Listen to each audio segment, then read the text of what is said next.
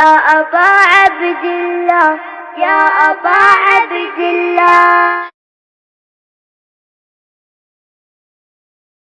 أعوذ بالله من الشيطان الرجيم. بسم الله الرحمن الرحيم.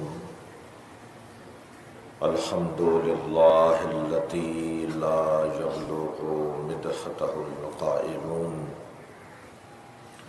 ولا يحصي نعماءه العادون ولا يؤدي حقه المجتهدون الذي ليس لصفته حد محدود ولا نعت موجود ولا وقت معدود ولا أجل ممدود فطر الخلائق بقدرته ونشر الرياح برحمته والصلاة والسلام على الرسول المسدد المصطفى الأمجد المحمود الأحمد سيدنا ومولانا ومولى الكونين جد الحسن والحسين وعاني بالقاسم محمد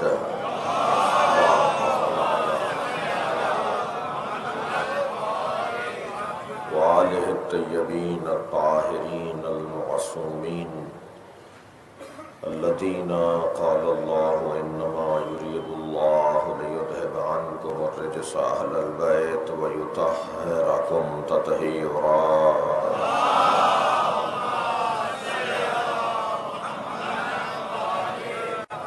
ولعنة الله على أعدائهم أجمعين من يوم عداوتهم إلى قيام يوم الدين. أما بعد، قال الحكيم في قرآن الكريم بسم الله الرحمن الرحيم فمن حاجك فيه من بعد ما جاءك من العلم فقل تعالوا ندعو أبناءنا وأبناءكم ونساءنا ونساءكم وأنفسنا وأنفسكم ثم نبتهل فنجعل لعنة الله على الكاذبين. صلوات.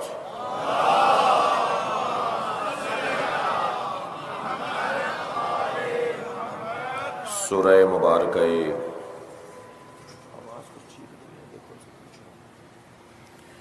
آل عمران کی 61ویں آیت. اللہ عظمت اہل بیت کا ایک باب روشن کر رہا ہے.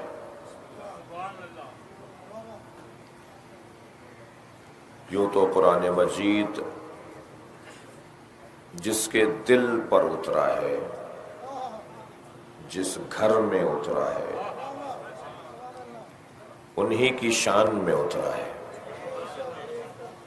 خود مصطفیٰ سرکار کے قلب پر قرآن کا اترنا عظمت مصطفیٰ ہے، اور جس گھر میں قرآن اترا ہے اس گھر کی عظمت یہی ہے کہ یہ وہی ہے جو ہر جگہ نہیں اترتا. تو اس جگہ کا مقام کہ جہاں قرآن اتر رہا ہو. اور جس بات کو میرے 10ویں امام نے زیارت جامعہ میں یوں بیان فرمایا کہ سلام ہو اہل بیت عصمت و طہارت پر کہ جہاں فرشتوں کی آمد و رفت رہتی ہے. صلوات پڑھیں گے محمد و آل محمد.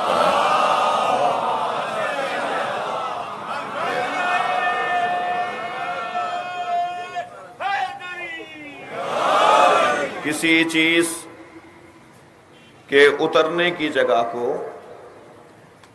کسی چیز کے اترنے کو حبوط کہتے ہیں، اور آئیے مولوی صاحب، کسی چیز کی اترنے کو حبوط کہتے ہیں، حبوط، اور کسی چیز کے چڑھنے کو صعود کہتے ہیں. میں دقت چاہوں گا تھوڑا سا، جیسے مجلس میں ہمیشہ بیٹھتے ہیں ایسے ہی بیٹھیں گے جی. کسی چیز کے ماشاءاللہ دوست نہ آئے جالی علی بھائی وغیرہ بھی.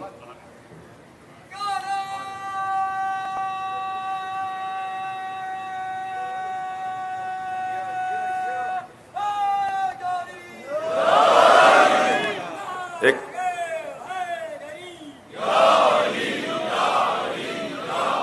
بھئی یہ کل کی مجلس میں بھی کہہ چکا ہوں کہ جس انداز سے آپ مجلس اعظم میں بیٹھے ہیں نا، یہاں دوہرا ثواب ہے اس دفعہ آپ کو.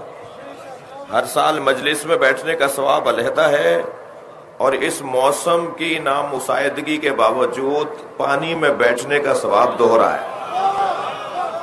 تو یہ آپ کے ثواب کا ایک اضافے کا مرحلہ ہے، اور اللہ آپ سے امتحان لے رہا ہے، اور آپ الحمدللہ امتحان اچھا دے رہے ہیں. اور ویسے بھی یہ دنیا امتحان گاہ ہے، یہ امتحان دینے ہی کی جگہ ہے. میں ایک مطلب کی طرف آپ کو توجہ دلانے کے لیے ایک تمہیدی چند جملوں کا سہارا لے رہا تھا. کسی چیز کے اترنے کو کہتے ہیں حبوط عربی میں، اور کسی چیز کے چڑھنے کو کہتے ہیں صعود.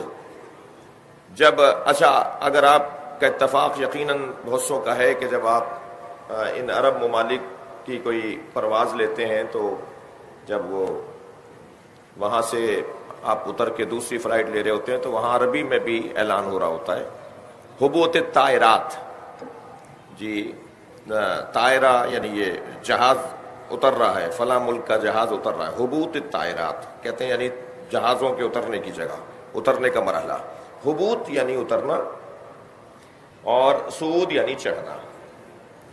اب ایک صعود کے بارے میں حدیث سناؤں گا آپ کو، اور ایک حبوط کے بارے میں جملہ سناؤں گا آپ کو. میری بیوی فرماتی ہیں من اخلصا للہ، سیدہ کا فرمان، سیدہ کے مرید بیٹھے ہوئے ہیں، بیوی کے چاہنے والے بیٹھے ہوئے ہیں. سیدہ زہرا فرماتی ہیں من اخلصا للہ، جو اللہ کی خاطر زندگی گزارے، اسعدا اللہ افضل مصلحتے، جو اللہ کی خاطر زندگی گزارے گویا اس نے اپنی مصلحتوں کو اللہ کی بارگاہ میں روانہ کر دیا ہے. اور جب اس نے اپنی مصلحتوں کو، جو اس کی حق میں بات ہے، جو اس کے لیے ہونا چاہیے، جو وہ چاہتا ہے، جو اس کی مراد ہے، جو اس کی آرزو ہے، تو احبط من اللہ افضل مصلحتے، جب وہ اپنی حاجتوں کو اللہ کی بارگاہ میں روانہ کرتا ہے تو اس کی طرف سے بہترین مصلحتیں نازل ہوتی ہیں. تو اترنا حبوط، چڑھنا صعود. اب ذرا یہ میرے مولا علی نقی کا جملہ، خاص طور پر مولا میرے 10ویں امام کا فرمان، سلام کرتے ہیں السلام علیکم یا اہل بیت النبوہ و مختلف الملائکہ، سلام ہو اہل بیت نبوت پر، سلام ہو ان پر جن پر فرشتوں کی آمد و رفت ہے، و محبت الوحی، اور سلام ہو اس گھر پر جس پر وحی اترتی ہو. صلوات پڑھیں گے محمد و آل محمد.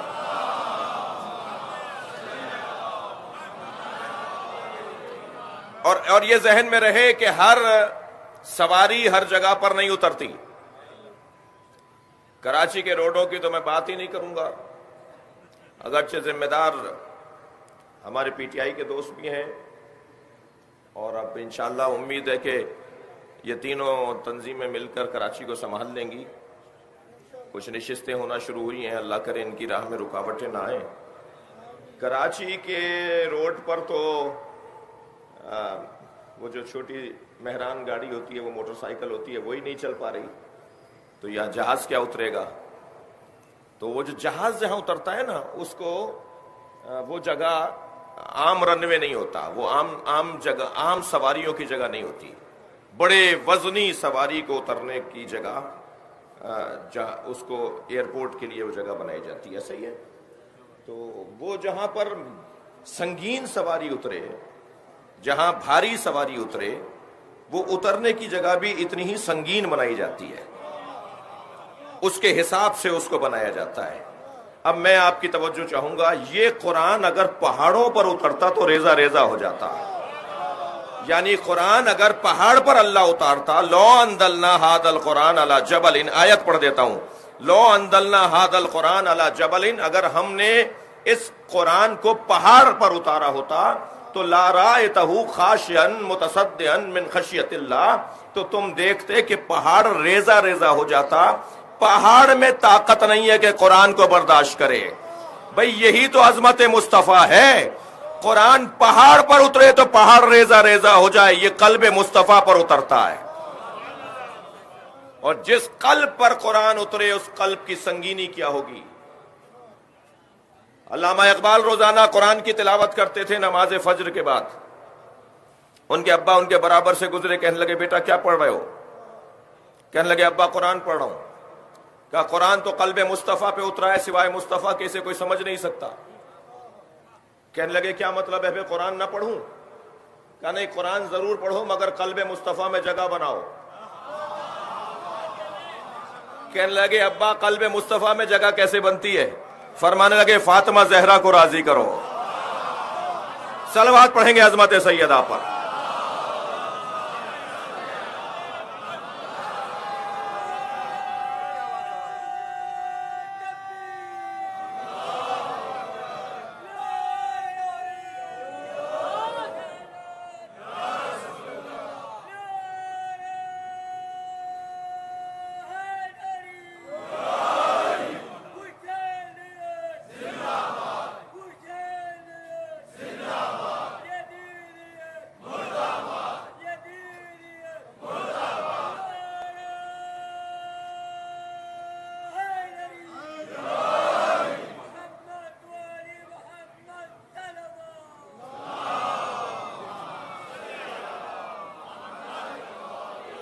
قرآن میں نے تمہید باندھی تھی آپ کو ایک منزل تک لے جانے کے لیے. قرآن معمولی کلام نہیں ہے, اس کی سنگینی کا اندازہ صحابہ کرام رضوان اللہ تعالی علیہم کی سیرت سے لگایا جا سکتا ہے. ابو ذر غفاری کے آنے پر مولا کائنات کھڑے ہو کر ان کا استقبال فرما رہے ہیں. ایک صحابی نے کہا یا علی آپ ابو ذر کا احترام معمول سے ہٹ کر زیادہ احترام فرما رہے ہیں, معمولاً ایسا نہیں ہوتا. فرمایا ابو ذر قرآن کی 10 آیتوں کے فقیہ ہیں. جو قرآن کی 10 آیتوں کو سمجھ لے وہ ابو ذر بنتا ہے, جو پورا قرآن ہو اسے علی کہا جاتا ہے.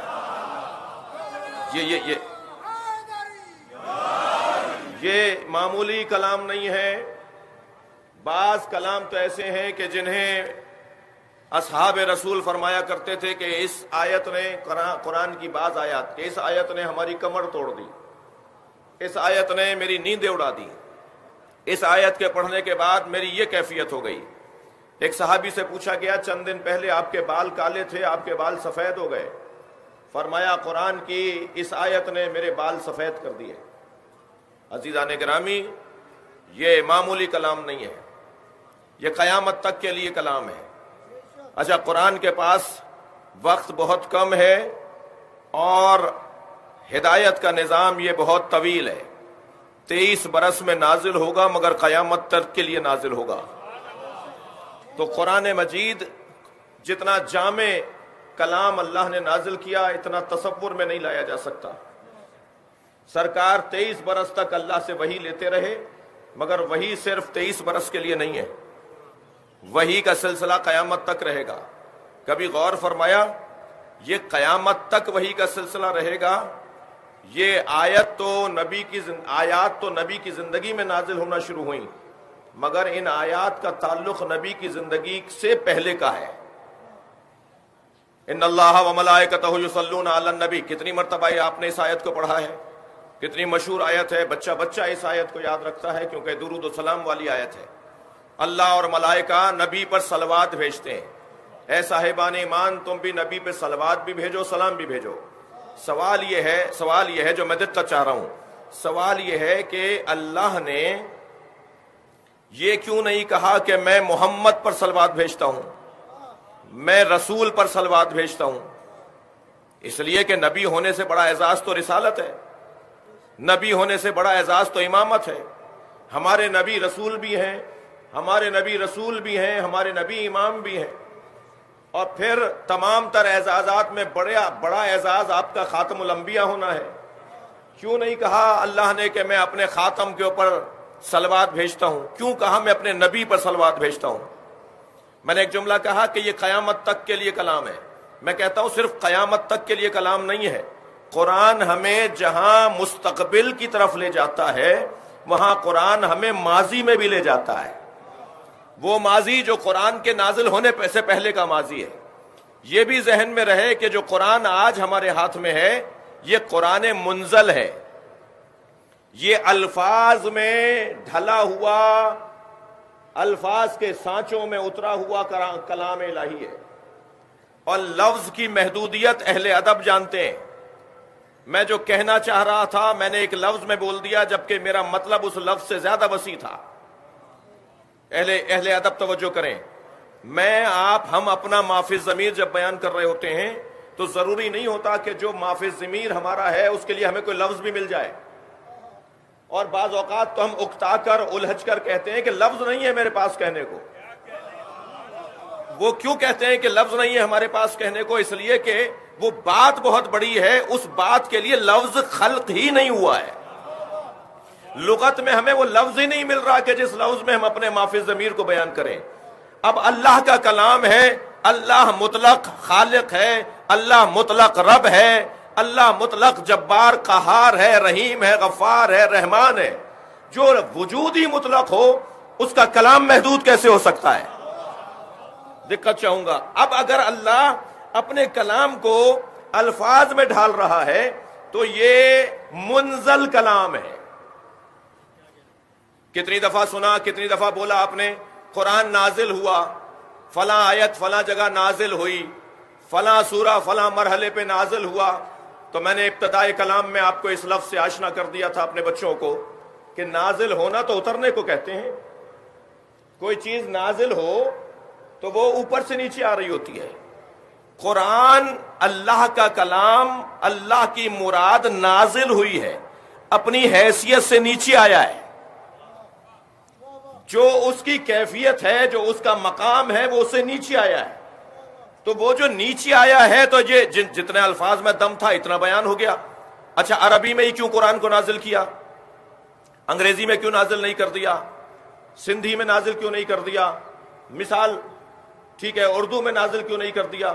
اللہ نے عربی میں اس لیے نازل کیا کہ عربی سے زیادہ وسیع زبان تھی ہی نہیں. کوئی اور زبان ہوتی اس سے زیادہ وسیع تو اس میں اتار دیتا. مسئلہ عربوں کے ساتھ تعاون کا نہیں تھا. صلوات پڑھے محمد و آل محمد.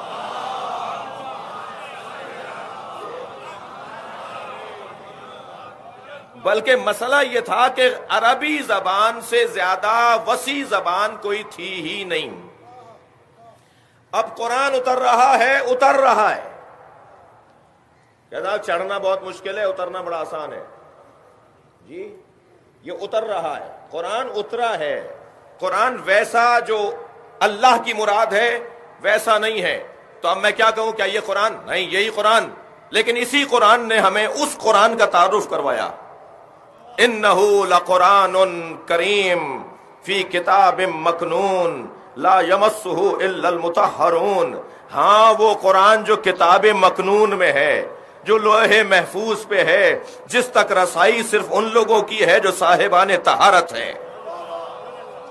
سوائے صاحبان طہارت کے کوئی انہیں مس بھی نہیں کر سکتا. شاید مجلس میں ججز بھی بیٹھے ہوں، وکلا بھی تشریف فرما ہوں.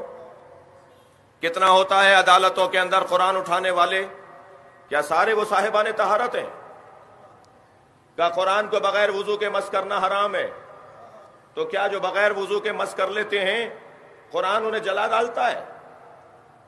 وہ مر جاتے ہیں فوراً قرآن کو بغیر وضو کے ہاتھ لگانے سے. کتنے ہی لوگ ہیں جو بغیر وضو کے قرآن کو ہاتھ لگا لیتے ہیں؟ توجہ چاہوں گا. تو لا یمسہ الا المطہرون سے مراد یہ مس جسمی نہیں ہے. دقت چاہوں گا. یہ ہاتھ لگانا، قرآن کو ہاتھ لگانا، یہ مس مراد نہیں ہے بلکہ مس سے ذہنی مراد ہے. قرآن کو کوئی سمجھ ہی نہیں سکتا سوائے صاحبان طہارت کے. اب جو وہ بتائیں اسے قرآن کی تفسیر سمجھو. لہذا وہ صاحبان طہارت کون ہیں؟ جن کی شان میں آیت تطہیر نازل ہوئی.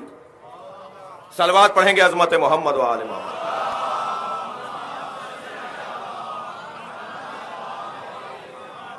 اب میں نے تمہید بہت لمبی لے لی. افضلیت امیر المومنین کا بیان ہے. قرآن مجید کو اللہ نے جوڑا ہے سرکار دو جہاں اور اہل بیت عصمت و طہارت کے ساتھ۔ میں تمہارے درمیان دو گراں قدر چیزیں چھوڑے جا رہا ہوں۔ ایک اور ذرا اپنی بات کو مضبوط کرنے کے لیے دلیل لے لیجئے۔ میں تمہارے درمیان دو چیزیں چھوڑے جا رہا ہوں، ایک قرآن اور ایک اپنی عطرت اہل بیت۔ ایسا ہی ہے؟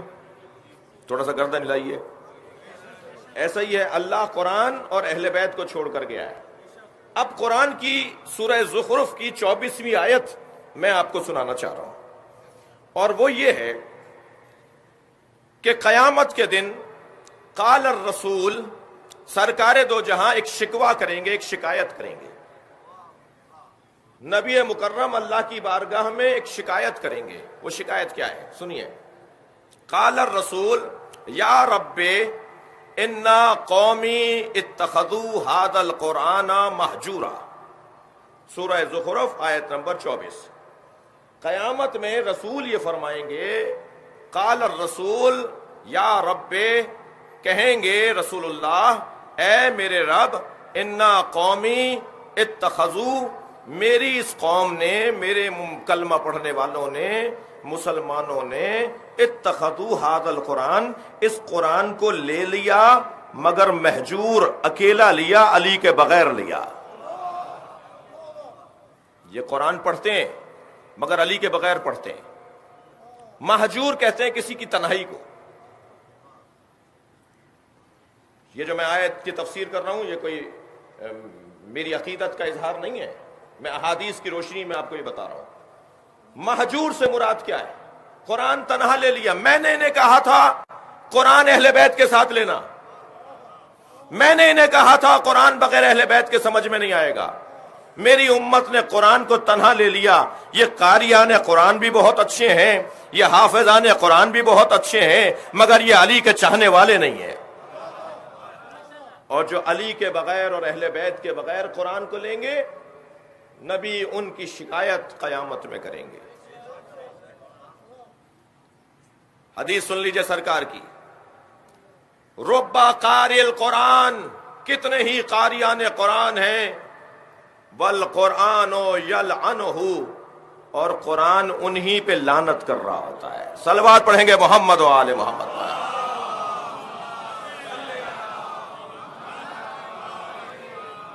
یہ کیسے ممکن ہے کہ کوئی قرآن مجید کا قاری ہو اور قرآن اس پہ لعنت کر رہا ہو؟ وہ وہی قاری قرآن ہے جو اہل بیت کے بغیر قرآن کو لیتے ہیں۔ عشق مولائیوں کا مجمع ہے، سنی شیعہ مجمع تشریف فرمائے، اور اس موسم کی نامساعدگی کے باوجود میں شہر پورا دیکھتا آ رہا ہوں، آپ سب دیکھتے ہوئے آ رہے ہیں۔ جس تکلیف میں آپ پہنچے ہیں اسے مقدر جانیے، اسے اللہ کی مصلحت جانیے۔ میں تو کہتا ہوں یہ بھی پروردگار عالم نے حسینیوں پر ایک احسان کیا ہے کہ اب اگر خدا نخواستہ ایام ازاں کے بعد کوئی کورونا کے اوپر بحث ہوئی تو یہ بحث نہیں ہوگی کہ شیعوں نے پھیلا دیا۔ صلوات پڑھیں ذرا محمد و آل محمد۔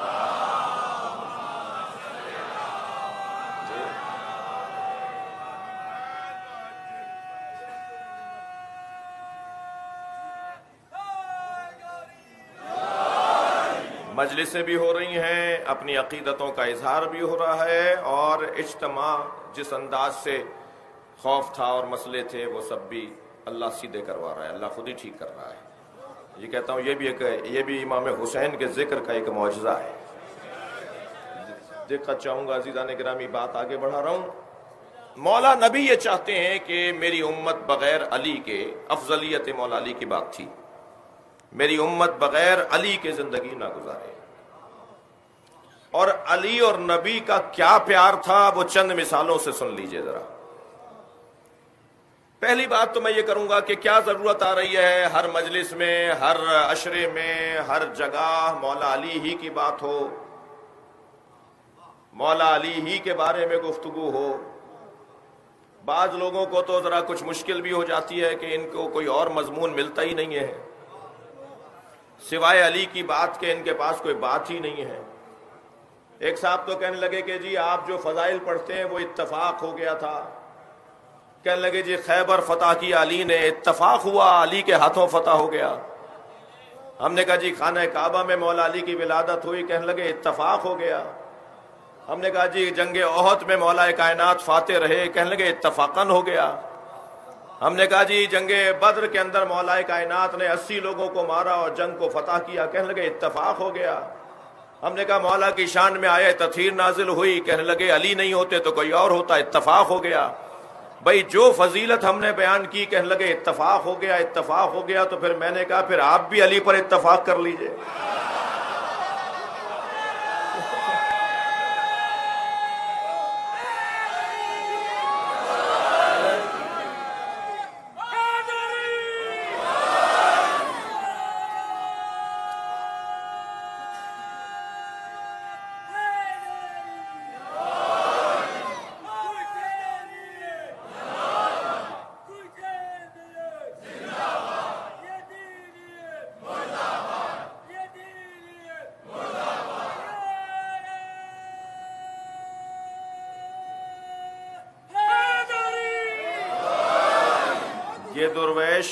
یہ درویش اپنے بچپن سے ایسے ہی نعرے لگا رہے ہیں، میرے بچپن سے نہیں، یہ اپنے بچپن سے۔ صلوات پڑھیں ذرا محمد و آل محمد۔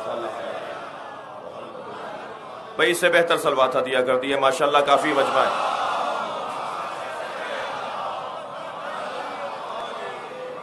نبی یہ چاہتے ہیں کہ مولا علی کا ذکر ہو۔ میں تین دلیلیں دے کر جلدی جلدی اپنے مطلب کو ایک منزل دوں گا۔ پہلی بات تو کیوں ہر بار ہر دفعہ ہر مجلس بے عنوان علی ہی ہو، اس کا ایک سبب یہ ہے کہ جب تک ذکر علی نہیں ہوگا، محبت علی نہیں ہوگی، اور جب تک محبت نہیں ہوگی عشق علی نہیں ہوگا، اور جب تک عشق علی نہیں ہوگا مقصد کی خاطر قربانی دینے کا جذبہ نہیں ہوگا۔ مقصد کو اولویت دینا اور اپنے آپ کو ثانویت دے کر اسے قربان کر دینا مقصدیت کے اوپر، یہ جذبہ اگر ہمیں کہیں ملتا ہے تو وہ ذکر علی سے ملتا ہے۔ میں ایک ہندو دانشور کا کلام سن رہا تھا، ایک سکھ پروفیسر کی گفتگو سن رہا تھا۔ وہ کہہ رہے تھے کہ علی کا ذکر شیعوں کا خاصہ اور مسلمانوں کا حصہ نہیں ہے، بلکہ وہ کہنے لگے میں نے اپنے پوتے سے کہا کہ تم گھر میں اچھلتے کودتے یا علی کیوں بولتے ہو؟ تو میرے پوتے نے کہا دادا جب میں یا علی کہتا ہوں تو میری بدن کے اندر ایک طاقت آ رہی ہوتی ہے۔ یہ ایک قدرت کا نظام ہے، پروردگار عالم نے علی کے نام میں یہ تاثیر رکھی ہے۔ اور اس باب میں بڑی حسین باتیں ہیں۔ کیوں مولا کی بات زیادہ ہو؟ اس لیے کہ ذکر زیادہ ہوگا تو محبت زیادہ ہوگی، محبت زیادہ ہوگی تو عشق بڑھے گا، عشق بڑھے گا تو میں دنیا سے لا تعلق اور اپنے ہدف کی خاطر زندگی اچھے انداز سے گزار سکوں گا۔ یہ کیسے ممکن ہے کہ علی کا چاہنے والا ہو اور پیسے اور دنیا کی خاطر اپنے اصولوں کو پامال کر دیں؟ سب سے زیادہ نفرت اگر علی نے کسی چیز سے کر کے دکھائی ہے تو وہ دنیا سے کر کے دکھائی ہے، وہ دنیا سے کر کے دکھائی ہے۔ حالانکہ اس دنیا کا یہ مطلب نہیں ہے کہ میں اچھی گاڑی میں نہ بیٹھوں، دنیا سے نفرت کا ہرگز یہ مطلب نہیں ہے کہ میں اچھے مکان میں نہ رہوں، نہیں، اچھی گاڑی میں بیٹھو، اللہ نے تمہیں دولت دی ہے تو 2 کروڑ کی گاڑی میں بیٹھو، مگر پیدل چلنے والے کو جانور نہ سمجھو، جی، اونچے مکان میں رہو، مہنگے مکان میں رہو، مگر جھونپڑیوں میں رہنے والوں کو انسان سمجھو۔ یہ ہے دنیا سے نفرت اور دنیا سے لا تعلقی۔ ممکن ہے مفتی خادم حسین صاحب پاکستان بر صغیر کا بہت بڑا نام، ان کے پوتے بیٹھے ہوئے ہیں، بہت بڑا نام علماء پاکستان کے اندر۔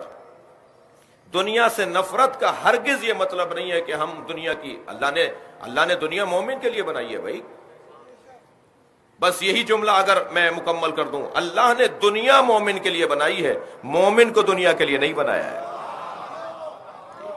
اس وقت مجلس میں آپ سب جوتیاں اتار کے بیٹھے ہیں نا، جملہ محسوس کریں گے، کوئی جوتیاں پہنے میں نہیں بیٹھا ہوا، اگرچہ فرش گیلا ہو چکا ہے، یہ سامنے والے بھائی تو پانی میں بیٹھے ہوئے ہیں، آپ سب جوتیاں اتار کر آئیں، مسجد میں جوتیاں اتار کے جاتے ہیں، امام بارگاہ میں جوتیاں اتار کے جاتے ہیں۔ علی نے جوتیوں کا نام رکھا ہے دنیا، جتنا ذلیل علی نے دنیا کو کیا ہے، اور فرماتے ہیں میں نے جتنا اس کو لات مارا ہے اتنی ہی یہ میری لاتوں سے لپٹی رہی، میرے پیروں سے لپٹی رہی۔ میں ان بچوں اور جوانوں سے ایک گزارش کر رہا ہوں، ایک مرتبہ پیسہ آپ کے پاس آئے اسے نظر انداز کر کے ذرا مشق کرو، نظر انداز کرنے کی مشق کرو۔ 1,00,000 روپے آ گیا، بات حلال پیسے کی کر رہا ہوں، حرام پیسے کی تو بات ہی نہیں ہو رہی جی، حلال پیسہ آ گیا اسے ایک مرتبہ نظر انداز کر کے دکھاؤ۔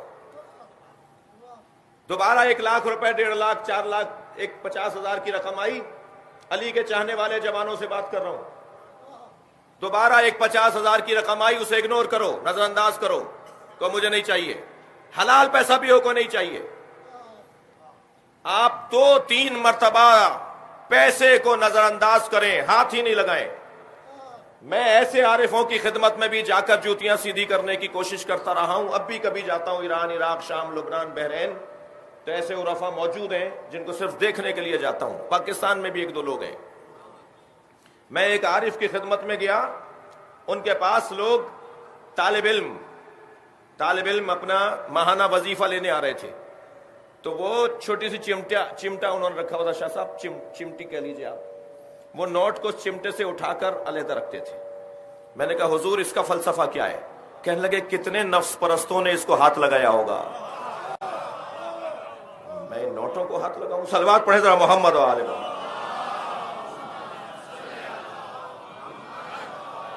ممبر ہے اس لیے میں اس سے زیادہ مثال نہیں دے سکتا۔ کتنی ہی چیزیں ہوتی ہیں جنہیں کس کس نے استعمال کیا ہوا ہوتا ہے۔ صلوات پڑھیں ذرا محمد و آل محمد۔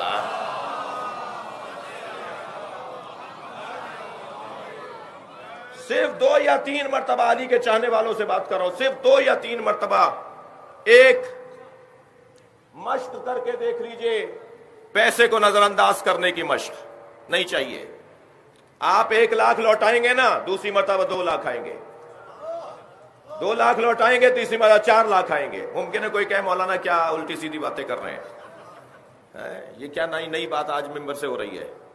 واللہ چھوٹا سا آدمی ہوں، چھوٹی چھوٹی تجربے کر چکا ہوں، جتنا آپ پیسے کو لات ماریں گے اتنا پیسہ آپ کے دروازے پر آئے گا۔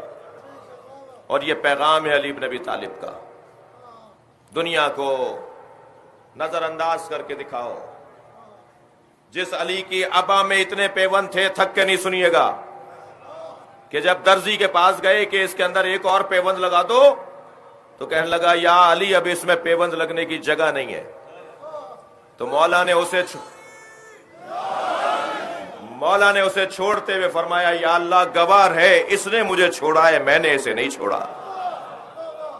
وہ دنیا سے، جس علی نے دنیا کو اتنا نظر انداز کیا، اتنا ذلیل کیا، آج دنیا اسی کی ہے یا نہیں؟ بھائی گردن ہلائیے، بات کیجئے، آج دنیا اسی کی ہے یا نہیں ہے؟ کون ہے جس کا ذکر اتنا ہوتا ہو جتنا علی کا ہوتا ہے؟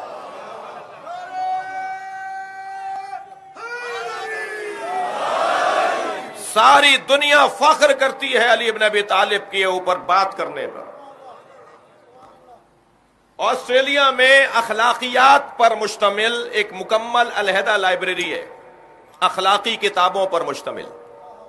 اس میں فلسفہ نہیں ہوگا، اس میں تاریخ نہیں ہوگی، اس میں دینی کتابیں نہیں ہوں گی، صرف دنیا بھر میں جو بھی اخلاقیات پر، مینرز پر، اخلاقیات پر لکھی گئی کتاب ہوتی ہے وہ وہاں ضرور پہنچ جاتی ہے۔ اس لائبریری کے اندر ایک درمیانہ ہال ہے، جس سے پھر دائیں چلے جائیں تو ایک بڑا ہال جس میں کتابیں رکھی ہیں، بائیں چلے جائیں، آگے چلے جائیں، ایک بیچ کا حصہ جو مشترکہ گزرگاہ، اس کے اندر ایک شیشے کے باکس میں کھلی ہوئی کتاب رکھی ہے۔ دقت ہے آپ کی؟ ایک کھلی ہوئی کتاب رکھی ہوئی ہے اور شیشے کے باکس میں رکھی ہوئی ہے۔ میرے استاد بیان کرنے لگے کہ میں اس لائبریری میں کبھی اس ہال میں گیا، کبھی اس ہال میں گیا، مگر آتے جاتے اس کتاب کو دیکھتا رہا کہ کوئی کتاب ہے جو رکھی ہے۔ آخر کہنے لگے میں مجبور ہو گیا کہ پوچھو تو صحیح کہ ساری کتابوں میں یہ معتبر ترین کتاب کون سی ہے؟ بھائی تھک کر نہیں سنیں گے. تو میں نے آخر وہ جو ہمیں لائبریرین وزٹ کرا رہے تھے ان سے پوچھا کہ کتابیں تو آپ کے ہاں ہزاروں ہیں مگر اسے علیحدہ کیوں رکھا ہوا ہے؟ کہنے لگا ہماری لائبریری میں اس سے اونچی کتاب نہیں ہے. تو میں نے ان سے پوچھا کہ یہ کتاب ہے کون سی؟ کہنے لگے علی کی کتاب نہج البلاغہ.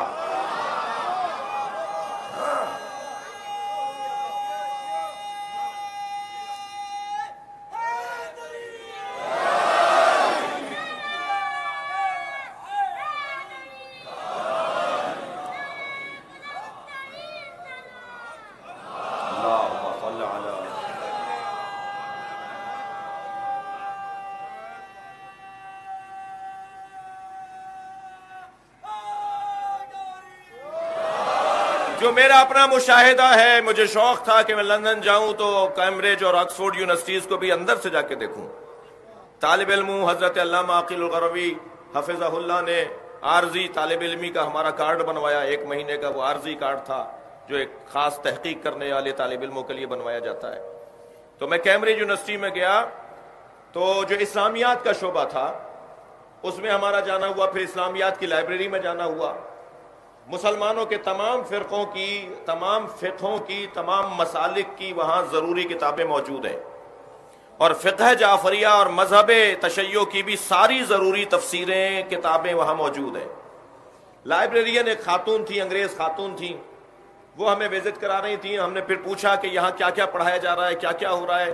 ظاہر ہے لائبریری کے اندر کون کون طالب علم آتے ہیں، کن کن موضوعات پہ تحقیق ہو رہی ہے. تو انہوں نے کہا آپ مسلم ہیں تو کون سے آپ کا مذہب کون سا ہے؟ میں نے کہا جی میں شیعہ ہوں. کہنے لگے آپ سے متعلق ایک بات آپ کو بتا دیتی ہوں. ہمارے ہاں 200 طالب علم ہیں جو اسلامی موضوعات کے اوپر پی ایچ ڈی کر رہے ہیں، ڈاکٹریٹ کی سند پانا چاہتے ہیں، حاصل کرنا چاہتے ہیں. ان 200 میں سے 50 وہ ہیں جو نہج البلاغہ پہ پی ایچ ڈی کر رہے ہیں.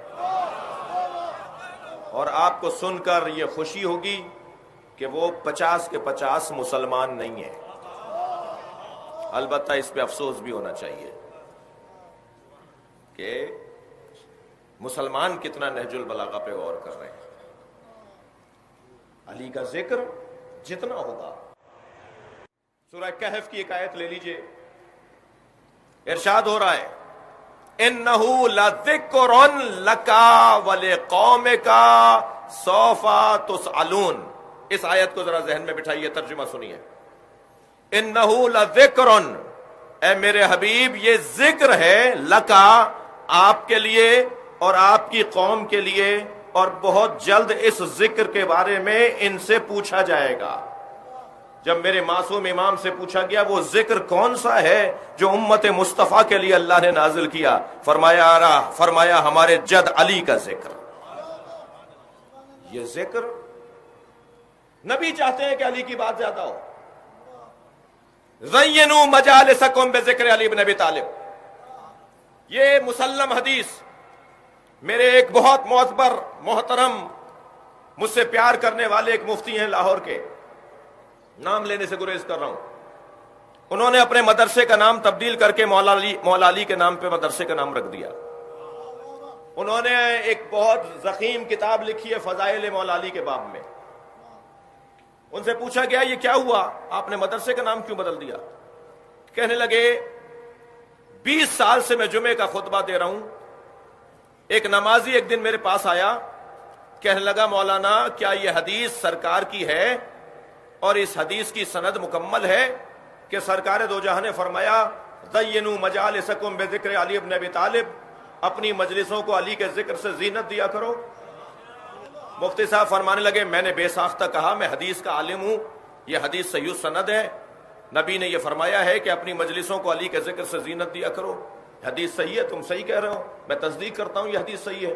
تو اس نے ایک دھیمے سے لہجے میں کہا مفتی صاحب میں 20 سال سے آپ کے جمعے کا خطبہ سن رہا ہوں، آپ تو جمعے کے خطبے میں علی کی بات نہیں کرتے. کہنے لگے اس نے مجھے جھنجھوڑ ڈالا. سارا دن مجھے چپ لگی رہی کہ اس نے مجھے کیا کہہ دیا. کوئی کھانا پینا پانی مجھے اچھا نہیں لگ رہا تھا، اور میں سوچتا رہا کہ اس نے مجھے کتنی بڑی بات کہہ دی. اس کے بعد میں نے طے کیا ہے کہ میرا کوئی خطاب نہیں ہوگا جس میں علی کی بات نہ ہو.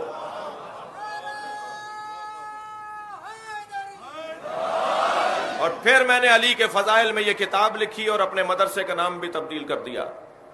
اب میرا سوال اپنے محترم مجمع سے یہ ہے کہ جب قیامت تک نبی یہ چاہتے ہیں کہ اپنی مجلسوں میں علی کی بات کیا کرو تو اتنی بات تو ہوگی جو کبھی کم نہ ہو.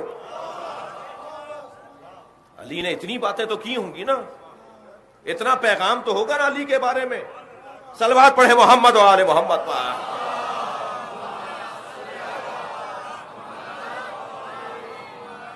میں آپ کو اس سے زیادہ زحمت نہیں دینا چاہتا, موسم نامساعد ہے اور عادت نہیں رکھتے بعض دوست اس طرح سے بیٹھنے پر, لیکن یقیناً ان کا یہاں بیٹھنا ان کے دنیا کی برکتوں کے لیے اور آخرت کی مغفرت کے لیے بہت بڑا سامان ہے.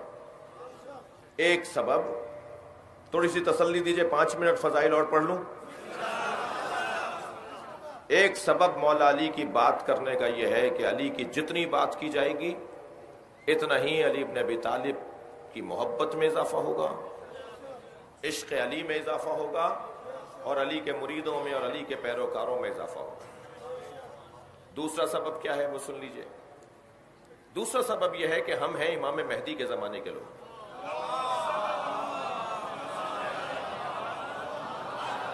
ہمارے امام وقت کون ہے؟ امام زمانہ ہے. ہم امام زمانہ 12ویں امام کے زمانے کے لوگ ہیں. ہمیں ان کی سیرت کا نہیں پتا, ہمیں ان کی عادات کا نہیں پتا, ہمیں ان کی روش کا نہیں پتا, ان کا مزاج کیا ہے ہمیں نہیں پتا, ان کی زندگی کے دستور کیا ہیں ہمیں نہیں پتا, اس لیے کہ امام غیبت میں ہے 1150 سال سے. ہمیں جس امام کی زندگی میں ہم زندگی گزار رہے ہیں, جس کی امامت میں ہم زندگی گزار رہے ہیں, اس کے بارے میں ہمیں نہیں پتا, اس لیے کہ امام غیبت میں ہے. اب ذرا سنیے, ایک چاہنے والے نے میرے چھٹے امام سے کہا آپ بالکل علی کی طرح ہیں. چھٹے امام سے فرمایا ایک چاہنے والے نے کہ آپ کا حلیہ, آپ کا انداز بالکل علی کی طرح ہے.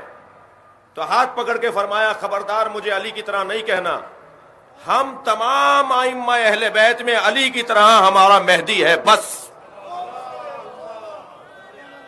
جی اگر کوئی امام زمانہ کو جاننا چاہتا ہے کہ امام زمانہ کی سیرت کیا ہے, امام زمانہ کا مزاج کیا ہے, تو وہ علی کی بات کرے. یہ سبب دوسرا سبب ہے.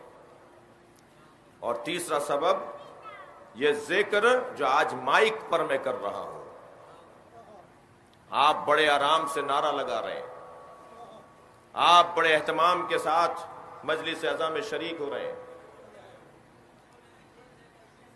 ایک جو ہوا ہمارے ساتھ, ہم نے ناراضگی کا اظہار کیا, وہ اسی رات اس کا ازالہ کیا گیا. ابھی گورنر سندھ تشریف لائے ہوئے تھے, شہر کے عزاداری اور صوبے کے عزاداری جامشوروں کی ہم نے ان سے بات کی, دوسرے شہروں کی ہم نے ان سے بات کی جہاں مسائل ہیں. ان سب پر کتنے آرام سے انہوں نے بات سنی اور فوراً متعلقہ افسران سے کہا کہ یہ مسئلہ حل کرو. کتنے آرام سے آپ یہ کام کر رہے ہیں, کتنے انتظام کے ساتھ آپ امام کا ذکر کر رہے ہیں, مولا کا نام لے رہے ہیں. میری زبان تو گدھی سے نہیں کھینچی گئی, وہ غلطی سے نام ڈالا گیا تھا, میں اس پہ تبصرہ نہیں کر رہا, لیکن نام ڈالا گیا تھا تو فوراً اس کا ازالہ بھی ہو گیا. ایسا ہی ہے, کوئی اس بنیاد پر ہمیں روکا نہیں جا رہا. یہ ذکر ایسے ہی ہم تک نہیں پہنچا ہے. سنیں گے, میثم تمار کو لا کے کھڑا کیا گیا, دربار عبید اللہ ابن زیاد کا ہے. میثم علی کو کیسا مانتے ہو؟ کہا بعد از مصطفیٰ علی سے بڑا کوئی نہیں ہے. اور اس دربار میں جہاں پتا ہے کہ علی کے فضائل پڑھنے پر کیا نتیجہ نکلے گا, کہا میثم کی اللہ اکبر, جا کر زبان کھینچ لو. کہا صدق مولا یا علی ابن ابی طالب, میرے مولا علی نے مجھے کہا تھا تمہاری زبان کاٹی جائے گی. کہا اچھا علی نے کہا تھا, اب تمہاری زبان نہیں کاٹوں گا. سنیے گا ذرا روایت. میثم تمار کتنا بڑا نام. جیسے ہی کہا نا عبید اللہ نے ان کی زبان کاٹو، مولا کے فضائل پڑھ رہے ہیں دربار میں، تو میثم نے کہا صدق مولا، میرے مولا نے تو سچ کہا تھا، میری تو زبان کٹے گی، میں تو انتظار میں تھا کہ کب مولا کا قول سچ ہوتا ہوا دیکھوں. کہنے لگا اچھا علی نے کہا تھا تو اب نہیں کاٹوں گا، اسے لٹکا دو سولی پر. میثم کے دونوں ہاتھ دو درختوں سے ایسے باندھ کر تصور تو کیجئے، دونوں دو درختوں پر ایسے ہاتھوں کو باندھ کے بیچ میں لٹکا دیا گیا. سارا کوفہ میثم کو لٹکا ہوا دیکھنے کے لیے آنے لگا. تو جیسے ہی لوگ گزر رہے تھے، آ رہے تھے، کہنے لگے سب کو بلاؤ، میں ایک اہم اعلان کروں گا. اب ایسی کیفیت میں کوئی کہے کہ میں ایک اہم اعلان کروں گا تو مجمع تو لگنا تھا نا. اتنا بڑا مجمع، پورا شہر کوفہ میثم کے قریب آ کے کھڑا ہو گیا اور کہنے لگے سنو، علی اسے کہتے ہیں جو بستر مصطفیٰ پہ سویا تو نبی کی جان بچی.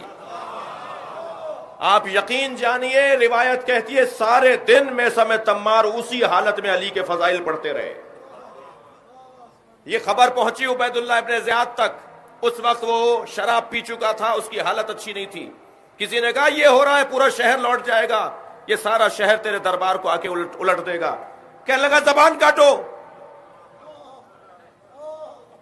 اور جیسے ہی زبان چھری سے کاٹی جا رہی تھی، میثم نے کہا مجھے مولا علی کا نعرہ لگانے دو، اور علی علی کہہ کر میثم کی زبان کاٹی گئی. یہ ایسے ہی نہیں پہنچا ہے.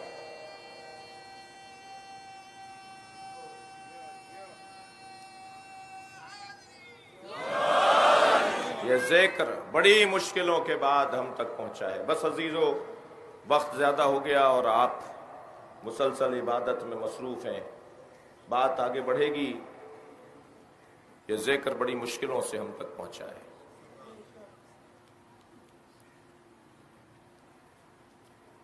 جب مولا علی نے پوچھا نا کہ آخر مجھ سے تمہاری دشمنی کیا ہے، تو کہا کہ آپ نے ہمارے آبا و اجداد، ہمارے بڑوں کو، ہمارے خاندان والوں کو قتل کیا ہے. جب مولا حسین نے پوچھا نا کہ مجھے کیوں، ام علی دمائن سبختھا، کیا میں نے کسی کا خون ناحق بہایا ہے، ام علی سنت بدلتھا، کیا میں نے سنت مصطفیٰ کو بدلا ہے، ام علی شریعت غیرتھا، کیا میں نے شریعت مصطفیٰ کو بدل دیا. مجھے بتاؤ کیوں مارنے آئے ہو کربلا میں مجھے. تو یزیدی سپاہی گھوڑے پہ کھڑا ہو گیا، گھوڑے کی پشت پہ کھڑا ہو گیا اور امام کو آواز دے کر کہا بغضا لابیک، تمہارے بابا سے بغض کی وجہ سے تمہیں مارنے آئے. کربلا میں حسین کو مارنے والے دو طرح کے لوگ تھے، دو بیماریوں میں مبتلا لوگ تھے حسین کے قاتل. ایک حب دنیا کے بیمار، پیسہ چاہیے تھا، رے کی گورنری چاہیے تھی. عمر ابن سعد ابن ابی وقاص سے جب مولا حسین نے جو پروجیکٹ ڈائریکٹر ہے کربلا کا، حسین کو مارنے کا سب سے بڑا ذمہ دار یزید کی طرف سے، امام نے پوچھا اس سے کہ تمہیں کیا کہا ہے. یزید نے کہا مجھے رے کی گورنری ملے گی، گورنر بنایا جاؤں گا میں رے کا آپ کو مار کر. امام نے فرمایا وہ بہت شاطر ہے، وہ تمہیں رے کے جو کے دانے بھی کھانے نہیں دے گا. تم مجھے مار کر، اس نے تمہیں بھیجا ہے کہ تم مجھے مار دو، اس کے بدلے میں گورنر بنائے گا، وہ تمہیں جو کے دانے بھی نہیں دے گا. اور ایسا ہی ہوا، اسے کچھ بھی نہیں ملا. بعد میں دنیا کی خاطر حسین کو مارنے آئے. حب دنیا کے بیمار حسین کے قاتل اور بغض علی کے بیمار حسین کے قاتل. شام والے بغض علی کی بیماری میں مبتلا تھے، کوفے والے حب دنیا کی بیماری میں مبتلا تھے. کربلا دو بیماروں کا جرم ہے. ہم بغض علی کے بیمار تو انشاءاللہ نہیں ہوں گے، اس لیے کہ ہمارا خون سالم ہے. ہماری ماؤں نے ہمیں دودھ پلایا ہے صلواتیں پڑھ پڑھ کر، درود پڑھ پڑھ کر ہماری ماؤں نے دودھ پلایا ہے. ہماری ماں اس وقت شکم میں جب ہم ان کے تھے تو اس وقت بھی مجلس میں ہمیں لے جاتی تھیں، ہم دنیا میں آنے سے پہلے کے حسینی ہیں، مگر حب دنیا کی بیماری منڈلا رہی ہے۔ حب دنیا کی بیماری خطرناک بیماری ہے، یہ کوئی بڑا کارنامہ کر سکتی ہے۔ لہذا فرش عزا پر بیٹھنے والے احباب ایک عہد کر کے اٹھیں حسین ابن علی سے کہ ہم دنیا کی خاطر اصولوں کو پامال نہیں کریں گے، دنیا کی خاطر، پیسے کی خاطر، اقدار، تہذیب، بھائی سے بھائی پیسے کی خاطر نہیں لڑے گا، جھوٹ، دھوکہ، غیبت پیسے کی خاطر نہیں ہوگی۔ چلیے پھر کربلا والوں سے عہد کریں۔ آج 5 محرم ہے، مجلس میں میری بہنیں بھی بیٹھی ہوئی ہیں، ایک بڑی تعداد خواتین کی ٹینٹ کے اس کی طرف بیٹھی ہے، چھوٹے چھوٹے بچے بھی لے کر آئی ہیں۔ مجھے بھی یہ بچے، بعض تو بہت ہی گود کے بچے ہیں جو آپ کے ساتھ ہیں، لے کے آئیے، انہیں لے کر آئیے۔ یہ جب مجلس میں آپ کے ساتھ آ کے بیٹھیں گے نا تو ان کی تربیت ہوگی کہ مجلس تو ہوگی چاہے کچھ بھی حالات ہو، تربیت ہے ان کی۔ میں جو پہلے مجلس میں بیٹھی ہیں ان سے مخاطب ہوں۔ کربلا میں 9 مائیں ہیں جنہوں نے اپنے بچے قربان کیے ہیں، اور ایسی ایسی مائیں جن کا ذکر ایک خاص حوصلہ عطا کرتا ہے۔ ایک ماں تو ایسی ہے جس نے 4 بچے قربان کیے ہیں، 4 بیٹے تھے، چاروں قربان کر دیے، مگر اپنے بچوں کے لاشیں نہیں دیکھے۔ روزانہ جنت البقیع جاتی ہیں، اپنی انگشت شہادت سے 4 قبروں کے نشان بناتی ہیں، اور پھر مرثیہ پڑھتی ہیں، لا تدعونی ام البنین، مجھے ام البنین نہ کہا کرو، ام البنین تو بیٹوں کی ماں کو کہا جاتا ہے۔ وہ میرے بیٹے کہاں رہ گئے جن کی میں ماں ہوں؟ اجر و کمال اللہ، اجر و کمال اللہ۔ جنہیں رونا آ رہا ہے اپنی آوازوں کو آزاد کریں گے۔ میں چند ماؤں کو سلام پیش کرنا چاہتا ہوں۔ عزاداروں، ان ماؤں میں ایک ماں وہ ہے جو شب عاشور 6 مہینے کے بچے کا جھولا جھلا رہا ہے، اور جھولا جھلاتے ہوئے کہتی تھی، علی اصغر تم تو گھٹنیوں بھی نہیں چل پاتے، تم اپنے بابا حسین پر کیسے جان قربان کرو گے؟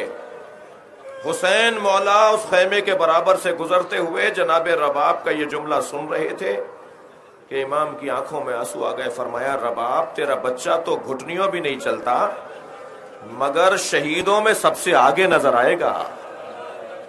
لہذا کربلا کے میدان میں جو قربانی علی اصغر علیہ السلام کی ہے وہ کسی کی قربانی نہیں ہے۔ پھر ایک خیمے کے برابر سے گزرے تو ایک ماں اپنے بچے کو بٹھائے بات کر رہی تھی، اور وہ ماں بیوہ ہے اور ایک یتیم کو لیے بیٹھی ہے۔ بھائی میں اشارے کر رہا ہوں اور آپ کے ذہن جا رہے ہیں، میں تو صرف اشاروں میں بات کر رہا ہوں، آپ کا ذہن جا رہا ہے۔ وہ بیوہ امام حسن مجتبیٰ کی بیوہ ہے، اور وہ یتیم بچہ حضرت قاسم امام حسن کا یتیم بیٹا۔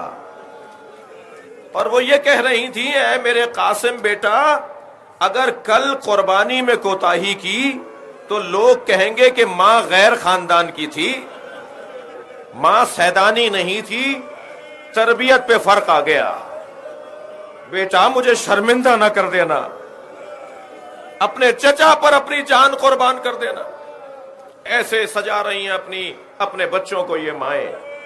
بہت گریہ کر لیا، سب کی آنکھوں میں آنسو آ گئے۔ اب ایک ماں کا حال اور سن لیجئے، اور وہ ماں ہے جو 2 بچوں کو دائیں بائیں لیے بیٹھی ہے۔ آج 5 محرم ہے نا، رونے آئے نا آپ حضرت اون محمد کو؟ 5 محرم کو ہم علی کے نواسوں کا ذکر کرتے ہیں، 5 محرم کو ہم علی کے بیٹوں، علی کی بیٹی کے بیٹوں کا ذکر کرتے ہیں۔ اون محمد کو دائیں بائیں لیے بیٹھی ہیں اور بات کر رہی ہے زینب کبریٰ، اے اون محمد دیکھو کل روز عاشور کہیں تمہاری قربانی میں تم سے کوتاہی نہ ہو جائے۔ اب صبح نمودار ہوئی، دونوں بچے آ کے کھڑے ہو گئے ماموں کے سامنے. ماموں حسین ہمیں جانے کی اجازت ہے؟ امام نے فرمایا تم واپس اپنے خیمے میں چلے جاؤ. کچھ دیر کے بعد پھر آئے. امام نے فرمایا واپس خیمے میں چلے جاؤ. اجازت نہیں دے رہے. حسین جانتے ہیں کس کو کب بھیجنا ہے. یہ آ کر کہہ رہے ہیں ماموں ہمیں جانے کی اجازت ہے. سنیں گے زدارو؟ تو جیسے ہی دوسری مرتبہ حسین نے لوٹایا نا، فرمایا اماں کہتی ہیں اب خیمے میں نہ آنا. تو ماموں ہم کہاں جائیں؟ مڑ کر دیکھا تو زینب برابر میں کھڑی تھی. جناب زینب چند قدم آگے آئیں اور آ کر کہا بھائی حسین مجھے بس ایک سوال کا جواب دے دیجئے. کل قیامت میں ماں زہرا نے اگر مجھ سے پوچھا اے حسین اے زینب میرا حسین مارا جا رہا تھا اور تیرے بچے زندہ رہے، میں ماں زہرا کو کیا جواب دوں گی؟ دونوں شہزادوں کو تیار کیا. کم سن عمر ہے، زیادہ عمر کے نہیں ہیں بچے. گھوڑوں کے رکابوں تک پیر نہیں آ رہے بچوں کے. رکابیں کاٹی گئیں اور گھوڑوں پر بٹھایا گیا. مولا حسین نے بچوں کو تیار کر کے میدان کربلا روانہ کیا. گریہ کر لیا ایک منزل اور لے لیجئے. یہ دونوں شہزادے میدان کربلا میں، دونوں بھائی میدان کربلا میں جہاد کر رہے ہیں اور جہاد کرتے کرتے بہت دور نکل گئے. تو کسی نے آ کر جو رونے آئے ہیں اس جملے کو محسوس کریں گے.